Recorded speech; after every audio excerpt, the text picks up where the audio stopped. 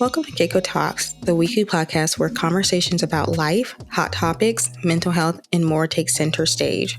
We are your hosts, Catelyn and Courtney Geiger. Together, we explore thought-provoking discussions with an ambient vibe that inspires open and honest dialogue. So sit back, relax, and join us for some insightful conversation that will leave you feeling informed and inspired. Hi, everyone, and welcome back to another episode of CaCo Talks. Today, this might be a solo recording.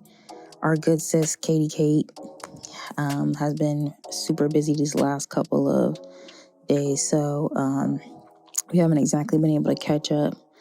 And that's another thing, just so you guys know, when Catelyn and I are linking up, we really are taking the time out to do these recordings. You know, we really are setting aside time in our days, our weeks, our months to make this podcast for you all. So we are so glad that so many of you, and actually more people now, it looks like, according to our YouTube stats, are like consistently watching our YouTubes and or listening to the podcast. So we're really happy about that. Thank you so much, and commenting and all of that. So yeah, if you are like new, or if you want to just like say hi, please leave a comment. We love to read them. I always read them throughout the week. So yeah.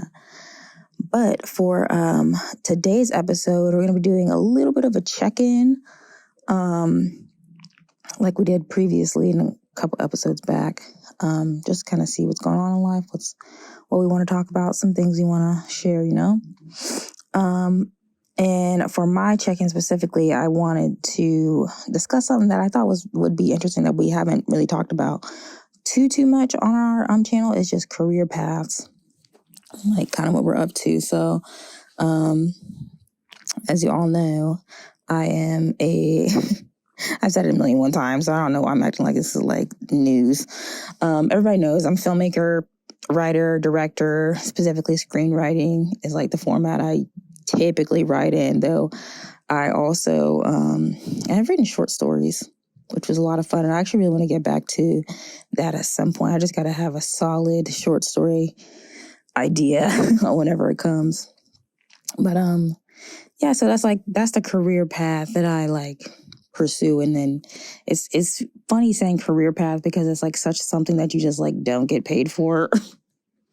Especially like with the writer's strike and everything that's going on now, is like not something that most people who are doing it are really like, you know, making their bread and butter off of. But nevertheless, it's still his career. I have to this point actually built up what I guess I could call a body of work. Just photographs, videos, writings, all that stuff, which most of it is online. You can see it or read it or whatever. But anyway, so yeah, I wanted to talk a little bit about that. Just like for anybody who is curious about the career path, or like what the career path of an artist is, especially an artist who is not what we see on TV, because they are artists, but they also are heavily commercialized artists. So much of their career path is like really, really tied to an industry and inner workings. Yeah, and I'm sure they have even more to say than what I could possibly say. But I want to speak from a, frankly, I guess what people call a struggling artist, but an artist perspective. Your typical everyday working artist. Okay, so first things first, if you're going to be a working artist, is a work. But I got to speak specifically about filmmaking because I'm not sure what other art forms require and how that works. I'm not a painter or a sculptor or something, so like I don't know. But yeah, so the first thing I guess I could like share is like, assuming that if you're like interested in the career path, you have to work. And by work, I'm not even just talking about like something that you exchange for money, like labor exchange for money, but I guess it's labor exchange for your creative vision, your creative idea, your, you know, creative product, which really is a self-investment. So I would encourage anybody who is an artist or thinking about becoming an artist or wants to make artwork consistently, or pursued as a career path, is you got to commit to that first. That mindset that you are also, you're an entrepreneur in a lot of ways. Not only are you like funding your own work most of the time, you are also the, executor of said work, right? And also the owner and, exhibitor oftentimes of that work. So you really are like, every step of the process is a personal undertaking. That's why it is so entrepreneurial. And so you've got the greatest, I guess, liability, but also the greatest potential for reward with your own work, right? Versus, when you are working for a company, they are the ones taking on the liability and reward. You are just one person helping them to extract the reward most of the time. So yeah, that's the first thing I think I would say about being an artist is you got to really get into that mindset that you are your own enterprise. I hate to say put artwork in business terms, but yeah, it is like that. And there are obviously legal, not issues, but legal dealings you have to be aware of, like as an artist, especially when it comes to things like copyright. So I do encourage people, if you are going to be artists, to at least consider that as a part of your practice as well. And speaking of practice, I think that's something that you have to establish for yourself if you're an artist. At least how I define it is like to have a practice the same way like a doctor has a practice, or a lawyer has a practice, or a dentist has a practice, and they're actively going about making, basically practicing and using their skills, their medical skills on people, on the public to, I guess, for money, in exchange for money. That's what you're doing as an artist. You are practicing and crafting and continuing to grow as an artist. So whether that's going to writing groups or, what else did I do? Writing groups, going to workshops, whether that is reading, books on craft, watching films, going to performances, listening to music. Everything is a part of the practice. Any kind of consumption of artwork is a part of the practice to me. As well as obviously physically making your own work. So I spend a lot of time, basically every day, reading, watching, or consuming some form of artwork, which most people do anyways. They just might not be like conscious of the fact that it's like, or I guess maybe they don't think about it the same way I do. Like I do consider consuming artwork as a part of the process of getting better as an artist.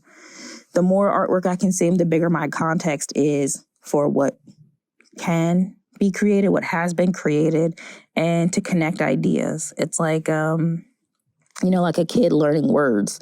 They learn one word. They might learn like hand or foot or back or something like that. And then they like learn, okay, when I can put two words together and say backwards, or I can say, what's another compound word? Or like knee injury, something like that. Like you are always constantly building on to your previous, bank of knowledge as an artist. So I consider all of my consumption of work intentional artwork. I try to really make sure that I'm consuming like artwork that is intentional and as conceptual as possible. And that doesn't mean that I'm always consuming like high art, like I'm only listening to like, classical music or Chopin or like, Vivaldi or something like that. Like, cause I'm listening to all types of things all the time, like quote highbrow and lowbrow things, right? But as I'm consuming it, I'm also consuming this person's ideas, their concept or whatever they put into it. And I'm not saying that that all of it holds the same weight for me, but but I do constantly consume it. So that is a part of the practice for me, looking, watching, listening, participating as an audience member in other people's artwork. Because you can't always be creating something. You do have to, in some cases, be an observer. And that's also the beauty of it as well. But you do want to make sure, too, that you are also practicing. So, I write every day, just about every day. And that doesn't always mean I'm sitting at a keyboard clacking, just typing things out every single day.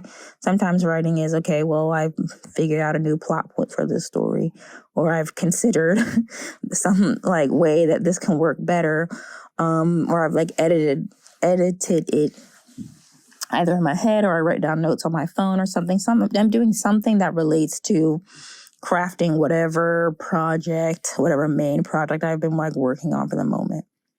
Right. So that is also part of the practice, is continuing to not only sharpen your skills as an observer, a watcher, listener, imbiber, but also to sharpen your skills as the maker too. And I think establishing some sort of daily routine, or maybe even a weekly routine for that, is critical, again, because to me, and I'm not saying this is always the truth, but to me as an artist, you want to be practicing. That's important, is to be practicing working. And the other thing too is, if you're consistently doing it, you're also building up a formidable body of work that you can always go back to, and you'll be like, look how much I did. And that's because you made it a part of routine. It's got there's this element of discipline to it that I think is critical. I think that's what helps you to get better, is replicating those solid skills. Like I said, replicating excellence as much as possible. That's not only going to help you get better, but it helps you to be able to differentiate, I think, your work from the masses, because so many people are creating things all the time, right? So yes, that's my spiel on practice.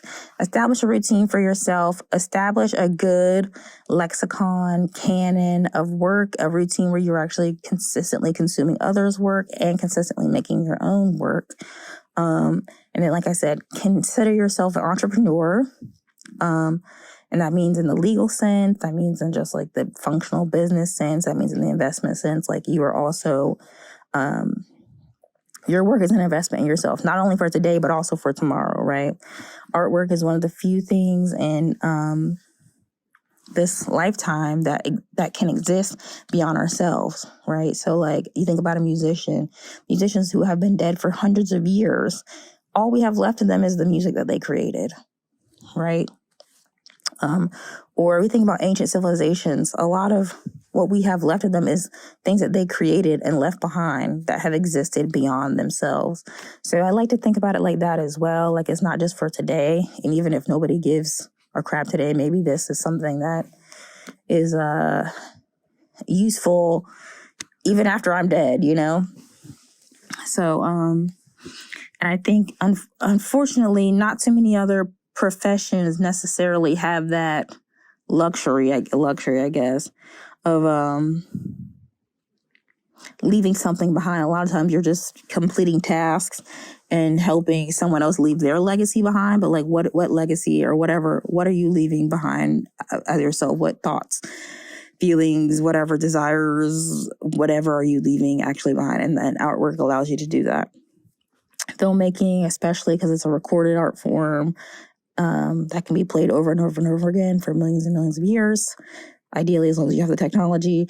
And the same thing with recorded music. That's something that can be, replicated and played over and over and over and over and over again as many times as you would like, right?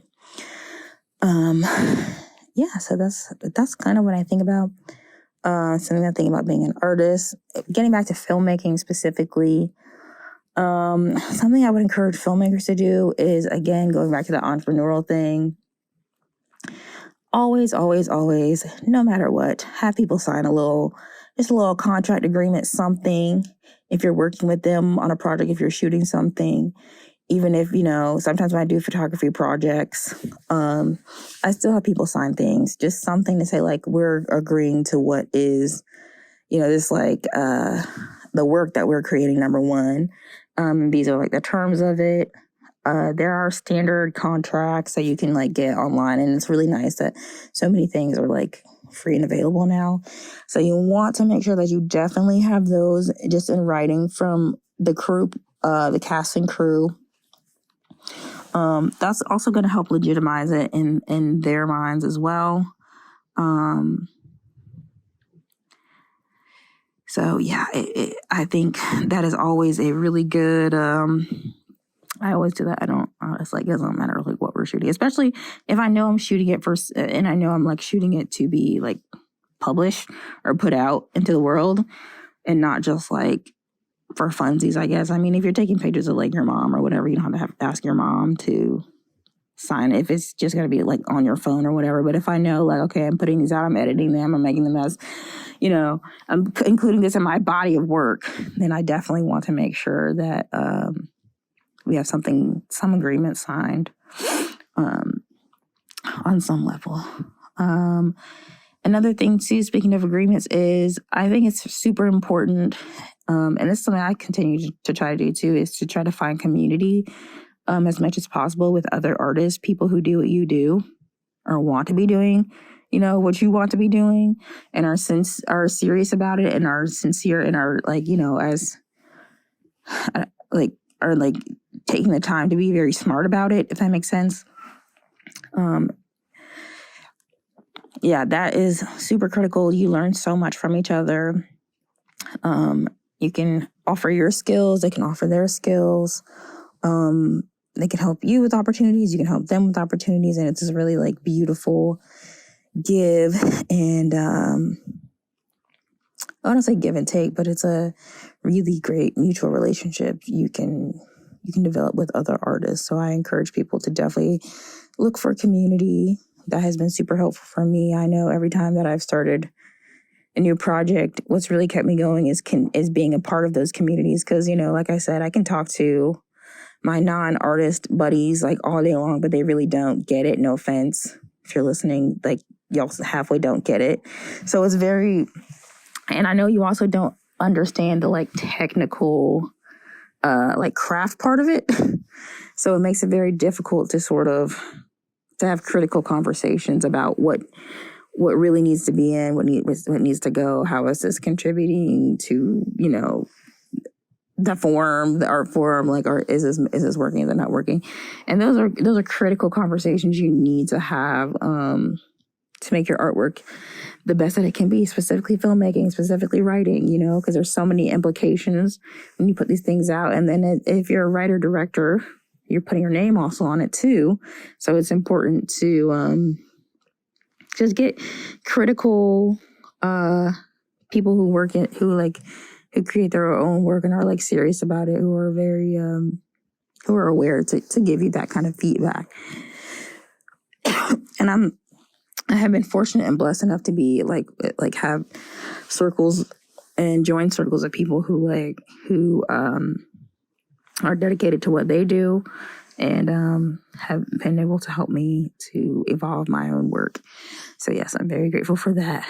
And I'm not even going to shun the non-artist friends. I don't think that's a bad group of people to consult, because I do also consult non-artists as well, just because there's something to knowing what the average non-artist person, who is usually the main person consuming your work, is somebody who's not an artist, what they think about it, how they're perceiving your work, you know. So I do ask my non-artist friends. I hear their critique through a certain lens, because I know it's not like their, you know, craft. They don't spend time the same way I do, like really, really getting into it. So, and like studying, watching, learning, developing skills the same way I do. So they're kind of speaking about it from like, well, this is what I see, this is what I know, or whatever, you know. So that's useful too. I encourage you to have non-artist crit groups as well as artist crit groups. Yeah, and what I mean by crit is critique. So that's like constructive criticism, feedback on your work and how it's operating, and like how it's, I don't say fitting into like the proper format, but yeah, sort of like that. That's critical to the artistic practice as well, specifically if you're a filmmaker. I will also say filmmakers tend to have a lot more time in between projects and stuff. So like you end up really having a lot of time to sit down and think about something for a long time before you do it. Versus I think like other art forms like tend to be a lot quicker. I just kind of like do it, which is so interesting to me. And I'm like, you haven't thought about this for 5 months? And they're like, no, I did it in like 2 weeks. So yeah. Yeah, I don't know. And I'm trying to think what else. Oh yeah, I think something else too, especially if you're gonna be an artist, is like unfortunately we live in a deeply capitalistic society where your artistic skills can be you exchange for labor. But if you're really doing like your vision, your artwork, your project, whatever, oftentimes you're not really able to directly exchange that for money, for wages.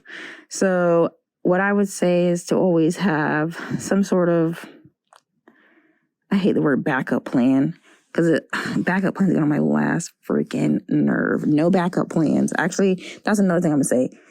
I'm going to get on it later. No backup plans. All right. But I think using your artistic skills, or maybe even another skill you develop over life, some of your education, whatever it is, to use that to create some sort of stable income for yourself that will allow you to be able to then go and create your artwork. There's a really famous quote by Maya Angelou that says, do what you got to do what you want to do. I think taking that mentality into your, artistic practice, yourself as an artist, entrepreneur, whatever, I think having that mentality is critical, because unfortunately the world we live in does not necessarily value artistic contribution in the same way, or they value it at incredibly, for people who are incredibly, commodifiable artists. So like Beyonce, they're like, Beyonce, it's fine, she's great. Or like just people who are like famous, they recognize them as like, oh well, you must have money, or you must blah blah blah, so like this makes sense for you. But people who are not like on television or whatever, they assume that it's like it's not serious enough, I guess, or it's not whatever enough.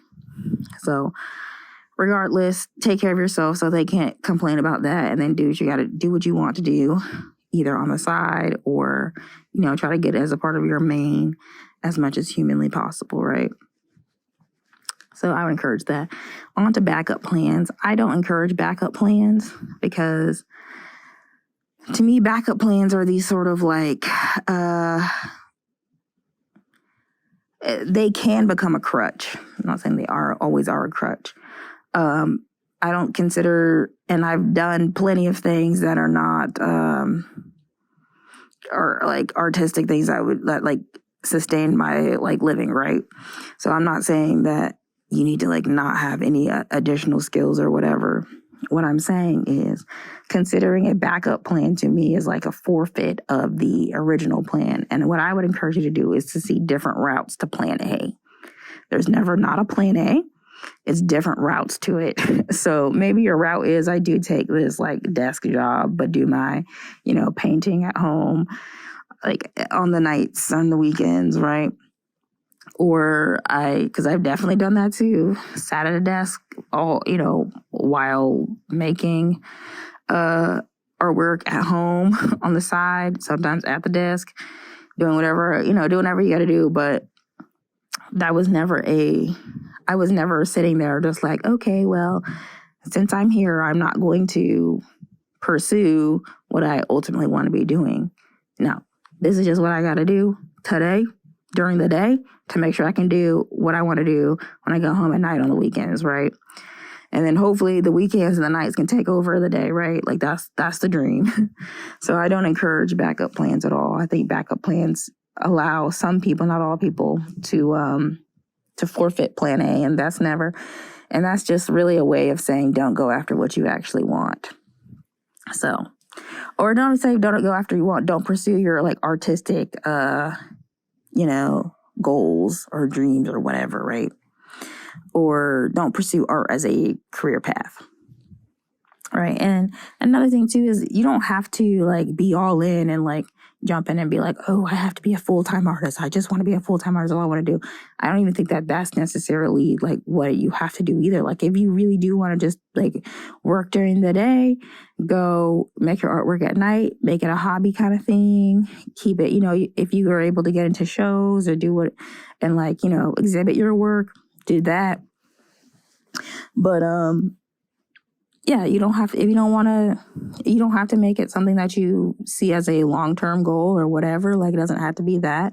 But if your desk job or your day job or whatever supports your artistic dream or your goal, and I'm not even talking about dream as far as like, quote, what society is defined as successful artist, but if it's supporting your artistic habit, then that is success. So I want people to understand that you don't have to be like pursuing a full-time artistic thing either. Because I realize that it's not for everybody. So yeah, I just say don't let what you got to do during the day be what stops you from pursuing what you want, or doing what you love to do, when you're not, tethered to capitalism. Anyways, so yeah, that's what I think about plan A's, plan B's, because I swear to God, people tell me about this. Well, what's your backup plan if blah, blah, blah doesn't work out? Ain't no backup plan, all right? It's different routes to plan A, all right? That's it. Anyway. And then another thing too, we talked about community, talked about backup plans, talked about entrepreneurship, talked about developing a practice for yourself, talked about studying. I think also something I would say is, I know this is important for me, but part of what I enjoy about the practice is like, just is a conceptualizing part of it is really sitting down and thinking about things for a long time. Like I've always been a very thinking heavy person, even as a kid, right? So that was really important. So I enjoy sitting and thinking about things and thinking about how to connect things for a long time. That's why it takes me like months to write, to finish a script or whatever. Like, and it's because I'm really sitting there like contemplating all of it, not only for the fictional world that I'm creating, but also like, what does this look like in the real world? How is the real world informing what I'm writing? How is what I'm writing potentially going to inform the real world? And does it make sense? Does it link? Is it connected? Like I really spend the time doing it, not only because I care, but because it is it's an enjoyable thing for me. Like I like to think about things a lot for a long time. And then to come out with this like product to discuss it, and then hopefully invite other people to discuss it. And that's kind of the crux of what I like do, especially even when I'm like doing photography. Like I do make things to hopefully encourage some sort of discussion or encourage people to see something differently that they didn't see before, or to, make the familiar, take the familiar and make it unfamiliar. You know what I mean? That's really something I genuinely enjoy about creating. Yeah, I'm trying to think. I'm sure that like something else will come up in the middle of the day. I'm trying to think if there's anything else specifically related to filmmaking that is critical. Oh, and another thing, it's a hustle. Part of it is just a hustle. All right, just straight up, get up, grind, make it happen kind of thing. Like you gotta kind of have that like, this is going to happen or else like mentality. And not that or else has to be like death or something crazy or extreme, but like you gotta be sort of one track mind, but really, especially if you are like writing, directing, filmmaker, you gotta really have that like grit to make it happen, because there's going to be so many setbacks. It's like, even if you got everything, you got the money, you got the crew, you got the locations, you got the blah, blah, blah, something is going to happen that is just like not working in the moment. And you got to like push through and make it happen regardless, figure it out, you know, be open to change and open to adaptability. And that just really takes a lot of oh, we're going to make it happen regardless. A lot of the I guess discipline maybe, but I'm just like, if this didn't work, let's figure out a way that it does work. And we're not going to stop till it does work, you know? So I think that is that's sort of required. And then I said something too, like being open to change, because everything's not going to work the way that you think it's going to work. Even if you planned out every single shot, every single line of dialogue, and it's all perfected and crafted and all this stuff, right? I can guarantee you something is not going to work the way you planned it to work, guaranteed. And sometimes the way that it does work is so beautifully spontaneous and really works that you were like, I'm so glad it did not work that way. You know, there's one scene in Cloud that I had written, and I was like, I don't know what I'm going to do with this. I really want this moment in here, but I can't. It's just not going to work the way it's already written and with the actors and all of that. And then, because of things falling into place or whatever, it ended up being so much better because I just was like, all right, well, I'm open to changing it. And making it work. And again, that goes back to grit. Is do whatever we got to do to make it happen, even if that means reconsidering things, changing things, listening to maybe what an actor has to say, or what somebody has to say. Being open to the idea that it can evolve. Maybe it is your core concept, but people can help it to evolve, right? So that's important.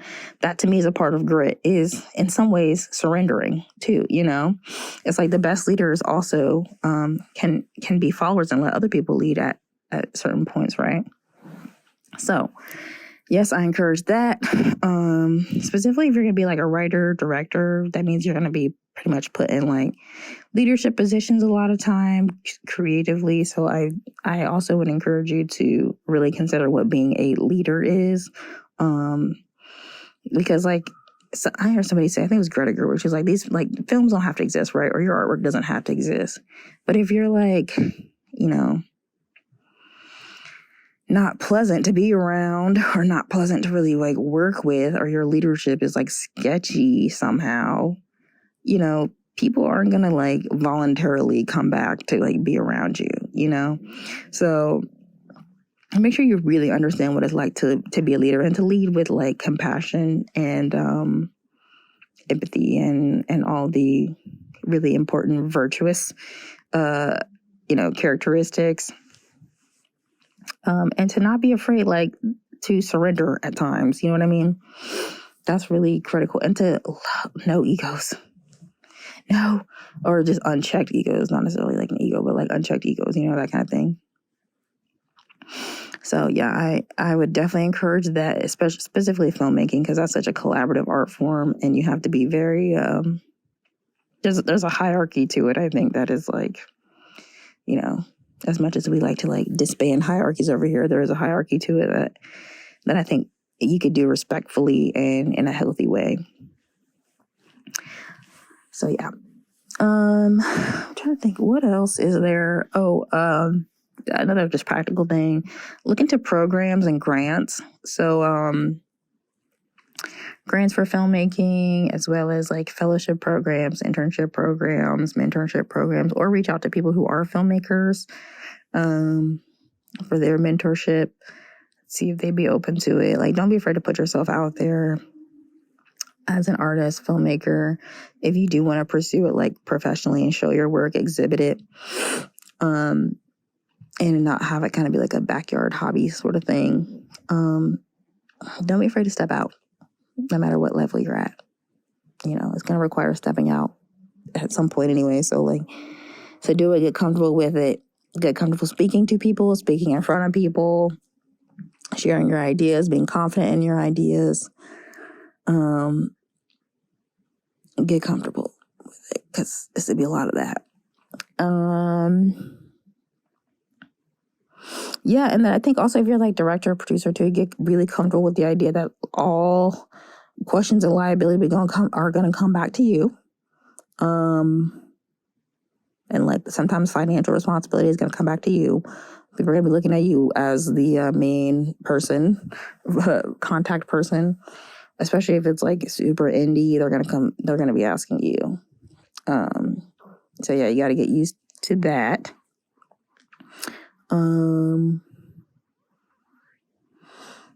Yeah, and just like, enjoy it. Being an artist is such a privilege, which is why I guess so many people consider it this sort of like la-di-da,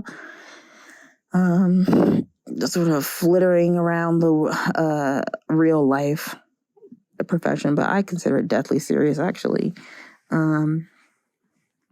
If it wasn't for some form of like artistic medium or like creation, a lot of the things that we enjoy, even in like the real world, in like the non-artistic world, I guess, would not exist. Like think about like architecture. Somebody had to draw the building, art, or like videos they watch in the workplace. Somebody had to make the videos, right?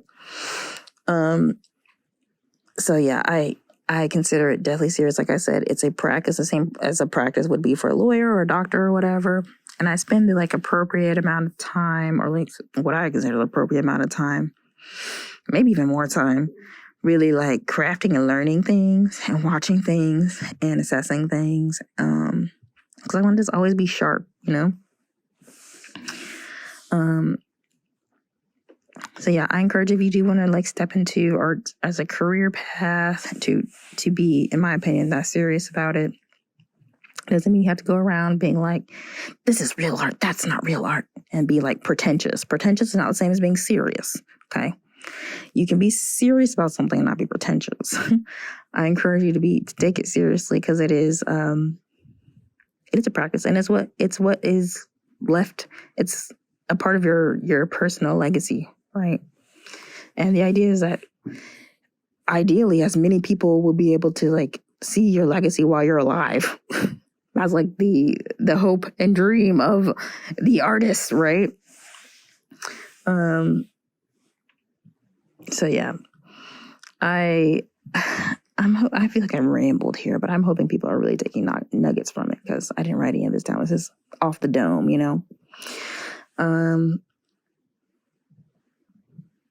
Yeah, that's what I sort of think about being an artist, specifically being a filmmaker, writer, director. Is practice, get better at your craft, meet people, get out and get together a community, be kind, don't be pretentious, take it deathly serious, but not be pretentious about it, or have an unchecked ego about it. You got to get gritty and hustle. You got to get used to rejection. You have to sometimes make a way out of no way, like my good man Jesus did so many years ago. Yeah, and I thought about the other day, I was like, you know what? I personally think being gritty comes from watching my mom all those years just like make a way for real out of no way. Like, obviously she was not practicing, being an artist or whatever, but, just raising 2 kids on her own was a gritty life or death kind of thing, like my kids got to eat, right? Or we got to like pay, I got to like keep a roof over their head, right? Like we're going to make this happen some way, right? And I think I just take that kind of grit into making artwork. Is like, maybe it's not as deathly serious as like feeding my children or like keeping a roof over our head or whatever, but I do take that sort of figure it out mentality into things. And I definitely have her to thank for that. As well as playing sports gave me a lot of discipline. And I think that discipline and making sure I get up and do things and make things happen and really stay on top of it is something I gained from sports. So like so many things in your life, if you really think about, are interconnected skills that help you to become a really good artist and establish a practice for yourself. So don't think like if you're like new to it, or you've like never picked up a camera, or you never picked up the pen to write or whatever, that you were like, not somehow like lacking the like essential skills. Like I said, two of the biggest soft skills I guess I learned were totally from non-artistic practices. When there was no way for me to pick up a camera or whatever, and another thing I want to add, I'm not asking like I'm the end all be all. This is just me, my perspective. You're a local indie filmmaker over here. With some things I've gathered as life has gone on, and I've continued to make artwork and whatnot, which I realized, if I count college, I've been doing it since I was like 19. So it's like 7 years now, almost 8 years now. So I've been doing this for a little bit, and most everything is just like, from the sweat off my back, the love in my heart, the passion in my mind. Is how most things get done, right? So yeah, that grit, love, passion, all that jazz. It's got to be, I think those are essential skills. And that has nothing to do with whether what's the correct shutter speed to use at this time when you're doing flash, like all this, like that has nothing to do with technical skills. All right. That's just, you got or you don't, yeah. So, last thing I will mention, thought about this the other day. As an artist, there's so many, or especially as a filmmaker, there's like work that's like canonized as like, this is important work, or that is less important work. You should all, like, you can just Google it, like the 100 most important films that were ever created, or 100 most important screenplays, or like this photographer is blah, blah, blah, blah, right? And I'm not saying that work is not great. I think it's important to look at that, because that's what a lot of contemporary work is like, frankly, based off of. But I think it's also important to look, like I said, at things that are not considered fine art, right? So like I'll watch like super indie back homemade in my kitchen stuff made on Tubi all the time. Love it. I love to watch things that are made on Hallmark, things that are considered kind of like, I guess, lesser art forms, or not as like refined art forms, versus watching like, it's like a famous filmmaker, like Kubrick films, or like Fritz Lang, like famous people like that, who I think actually they have great films, and I reference their films all the time. I love watching them, that sort of thing. So I don't know. I would encourage people, just like I said, to keep your eyes open. I always maintain this. Brilliance is in your backyard. Okay? You can make brilliance in your backyard. Nothing can really quantify brilliance besides your own craft and intentionality that you put into, and skill that you put into making something. Because something was made with $10 million doesn't mean it's brilliant. You know what I mean? Or that it's really crafted excellently or with great intention. You know what I mean? Like, you can quite literally shoot something in your backyard that like gets into like existential human experiences, or even just specificity of somebody's identity or whatever. That's totally and completely brilliant. And you spent $2 doing it, versus like, whatever comes out of like Marvel or whatever for like $100 million. Like, maybe they were able to put more technology into it, but that doesn't mean it's like really crafted or like conceptually sound work, right? In my opinion. Or it doesn't always mean that. Sometimes it is, sometimes it's not. But anyway, so I encourage people to think of that. I encourage people to watch, listen, learn. You're an artist and an observer at the same time. So go to performances, even if it's not even your art realm, go to performances. Sometimes I watch theater, or like go to art museums or go to all of it feeds. And even if you think it doesn't, I'm telling you, if you're sitting down to like write something or you're sitting down to compose something or whatever, you'll be like, you know what? That one painting I saw at the Getty when I was blah, blah, blah, blah, blah. And you look it up or you learn something about the arts or whatever, and you're like, thank God I saw that. You know what I mean? And it helps you with your work there. So, yeah, that's a big thing. It's just to watch, observe, imbibe, take in, be a viewer of the world that you live in, and then also, artistic work. I don't know if there's anything else I have to give on that. That's probably, I already spent like 45 minutes talking. So, yeah. Thank you guys for listening. I hope you learned something. If you have any other questions about specifically filmmaking or writing or art or whatever, or just my views, again, I want to put my views. I'm not a professor at, whatever, AFI or UCLA or USC or whatever, NYU film school. Okay. This is like what I have developed for myself for the last 8-9 years. What I've, some conclusions I've made, that have mostly worked for me, I guess. So yeah, I hope you learned something. You got any other questions? You can email to us, put them in the comments section. Hope you enjoyed listening, and be sure to look out for another CaCo Talks episode coming next week. Bye, everybody. Take care. Hey, everyone. It's Catelyn, and I'm here with, I guess, like a little update. Nothing really is like crazy going on, but I had to transition into like a new role and things like that. So I've been pretty like, I don't know if busy is the word, but like trying to navigate that situation and things like that. So it's just been interesting, right? So yeah, I was just like figuring out the new dynamic of working out that situation and new location and things like that. So that's cool. And figuring out like long term what's going to happen with me. So yeah, that's what's been going on there. So we're doing like a little update this week or whatever.